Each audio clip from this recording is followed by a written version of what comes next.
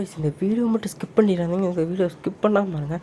பார்த்தீங்கன்னா ஒருத்தன் வருவான், அவனை பார்த்தீங்கன்னா அழுத்திடுவான், நான் நம்மளை டவுன் பண்ணிடுவேன். எப்படியோ பார்த்தா அந்த அந்த ஆப்னனுக்குள்ள 4 பேருமே செம்மையாக விளாண்டு நம்மளை 3 இது வரைக்கும் கொண்டு போயிடுவாங்க. எனக்கெல்லாம் என்ன பண்ணுறதுனே தெரியல. எப்படியாவது ஜெயிச்சே ஆகன்றா அப்படிங்கிற நிலைமைக்கே நான் போயிட்டேன். ஆனால் அவனுங்க நம்ம டீம்லேயே முக்கத்தனமாக விளாடுவானுங்க. எப்படியும் அவன் இந்த பிளேயரை பாருங்கள், இந்த பிளேயரை மட்டும் நல்லா என்ன வச்சுக்கோங்க. இந்த பிளேயர் தான் சூப்பராக விளாண்டுருப்பார். எனக்கெல்லாம் டென்ஷனாகிரும். பார்த்தீங்கன்னா அந்த 3ஆவது மேட்ச் இதெல்லாம் விட்டே கொடுக்கக்கூடாதுன்னு நான் சைடாக போய் இங்கே பார்த்தீங்கன்னா மேலே பார்த்தீங்கன்னா ஒருத்தர் ரிவ்யூ பண்ணிகிட்ருப்பான் அந்த பிளேயர் பார்த்தீங்கன்னா கடைசியில் தான் நம்ம கையால் சாவோம். இப்போ பார்த்தீங்கன்னா நான் அழுத்திட்டே இருப்பேன், டவுனான பிளேயரை அழுத்தும். ஆனால் எவ்வளோ இதாகாது, 999 வேணால் அடிக்கடி போயிட்டே இருந்துச்சு. அப்புறம் பார்த்தீங்கன்னா அங்கே ஒருத்தர் இருப்பான், அவனை பார்த்தீங்கன்னா டவுன் ஆனதுக்கப்புறம் அந்த மெசேஜ் அந்த இதே வரும். அப்புறம் பார்த்தீங்கன்னா அங்கிட்டு ஒருத்தர் இருப்பான், நம்ம கடைசி அந்த பிளேயர் மட்டும் இருப்பான். எப்படியாச்சும் அடித்தாங்கன்னு போய் பார்த்தா அங்கே அவன் முன்னாடி போவான். அப்போத்தே நம்ம டீம்மேட் அவர் கீழே அடிச்சிடுவார். பார்த்தா அந்த பிளேயர் திரும்ப இந்த சைடு வருவான்.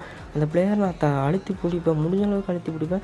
பார்த்தா இங்கிட்டு போய் பார்த்தா வாழை போட்டுருவான். நானும் 2 வாழை போட்டு இந்த சைடு வருவான்னு பார்த்தா இந்த சைடு வருவான். இந்த சைடு வந்தவனை கொடூரமாக தரன்னு எப்படியோ அழுத்தி முடிச்சிடுவேன்.